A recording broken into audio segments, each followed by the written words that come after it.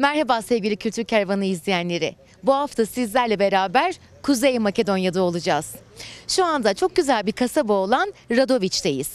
Şimdi Doğu Makedonya Türkleri Derneği'ne ufak bir ziyaret yapacağız ve ardından Yörük köylerini gezeceğiz.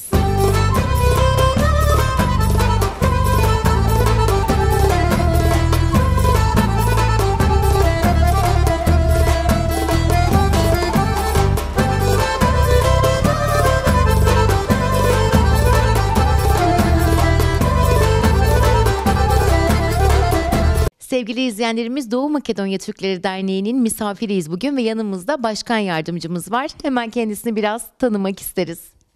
Teşekkür ederim. Sizlere ilk önce teşekkür etmek istiyorum. Çünkü ta ana vatanımızdan gelip derneğimizi ziyaret ettiniz. Bizlere bu fırsatı verdiniz. Sizlere teşekkür ederim. Buradan da tüm Türkiye, akrabalara, eş dosta hepsine selamlar olsun. Ben Enis Ömer, Doğu Makedonya Türkleri Derneği Başkan Yardımcısıyım. Aynı zamanda Radoviç Belediye Meclis üyesiyim. Buradaki halkımıza elimizden geldiği kadar yardımcı olmaya çalışıyoruz. Derneğin ne gibi faaliyetleri oluyor? Yani burada Türk adetlerini yaşatmak için neler yapıyorsunuz?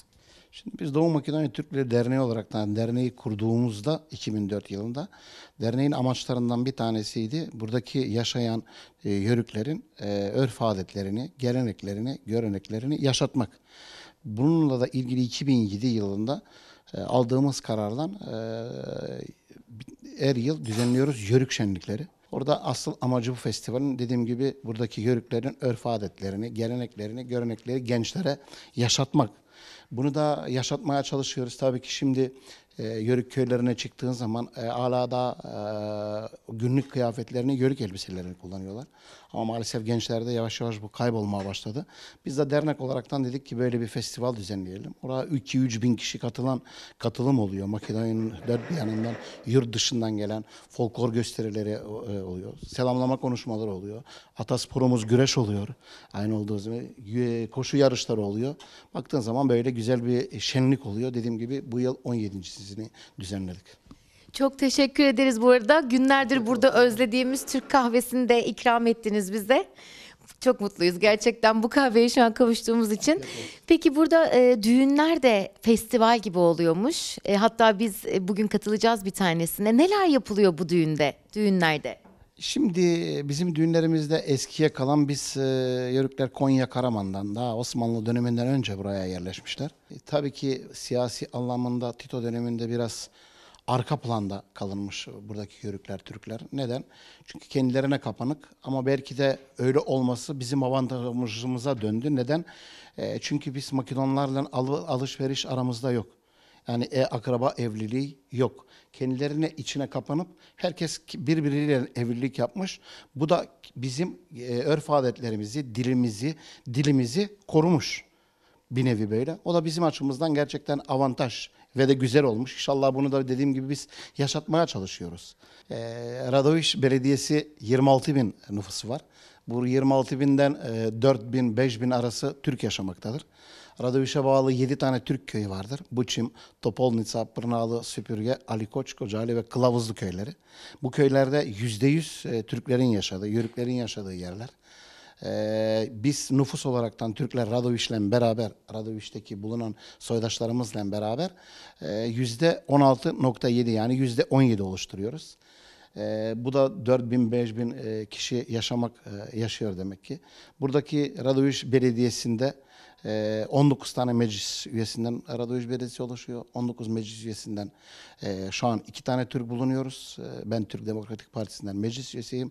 Diğer arkadaş da koalisyon ortaklarından.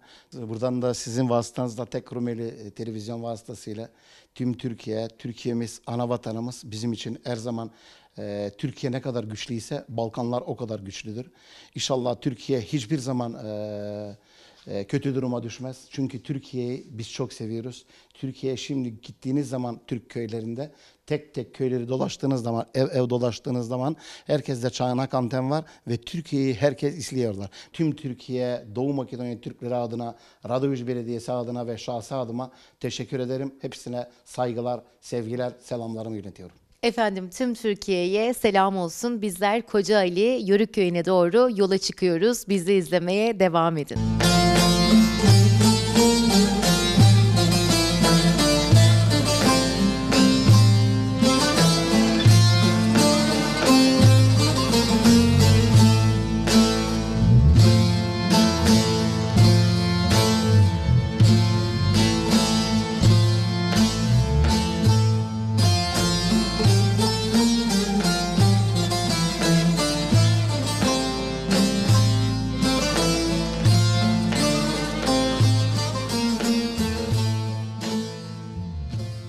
Yörük köylerine geçmeden önce Radoviç'in meydanındaki ilginç tarihi eserleri Enis Bey bizlere aktaracak. Teşekkür ederim. Merhabalar. Burada gördüğünüz gibi 2. Dünya Savaşı'nda Tito döneminde şehit olanlar. Gördüğünüz gibi burada isimleri yazıyorlar. Bu isimlerin içinde de Türkler de şehit olanlar. Onlardan birkaç tanesi diyelim ki Nazım var, Eyüp var, Ömer var, Yaşarov. Ve diğer tarafta da gördüğünüz zaman benim mesela kendi köyümden şehit olanlar bu Buçim köyünden. Diğer tarafta da burada gördüğünüz zaman burada da Türklerden şehit olanlar. Bunlardan diyelim ki İslam Bakiyev, Mumin Demirov Konçe köyünden bunlar. Mesela Usref Asanov Topolnitsa köyünden, İsmail Maksutov Topolnitsa köyünden. Baktığınız zaman Makedonlarla beraber yani buranın vatandaşlarıyla beraber o dönemde 2. Dünya Savaşı'nda Tito'nun askerleri olaraktan savaş etmişler Almanlara karşı ve burada şehit olanların da isimleri geçiyorlar.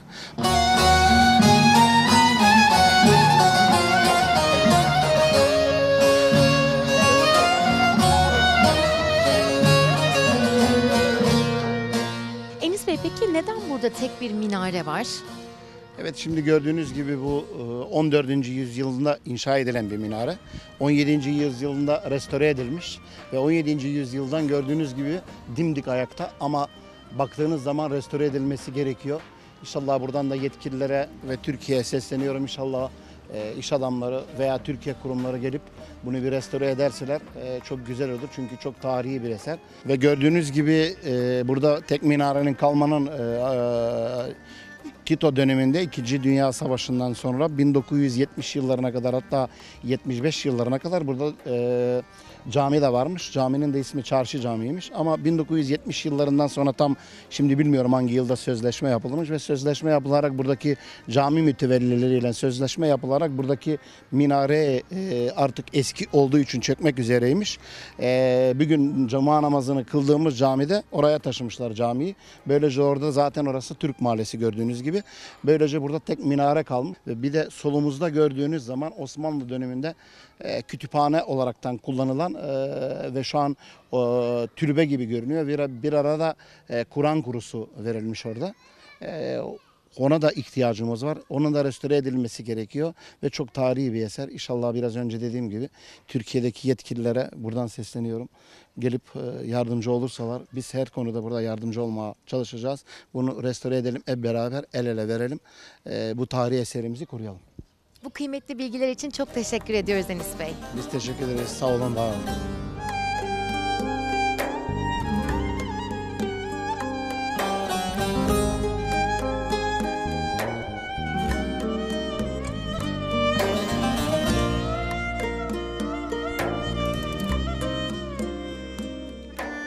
Enis Bey, bize birazcık Radoviç'teki yaşamdan bahsedebilir misiniz? Türkler burada mutlu yaşıyor mu? Evet, gördüğünüz gibi Türkler burada Osmanlı döneminden önce varmış. Var olmaya da devam ediyoruz. Ve yaşamımızdan buradan çok mutluyuz. Burada bize bırakılan mirası korumaya devam ediyoruz. Gördüğünüz gibi de çok eski bir köprünün üzerinden geçiyoruz. Osmanlı döneminden kalan bir köprü. Taş Köprüsü, Radoviç'in meşhur köprüsü. Bize bırakılan bayrağı en iyi şekilde temsil etmeye ve bayrağı da ileri götürmek için Türkler olaraktan tüm mücadelemizi burada vermeye devam edeceğiz.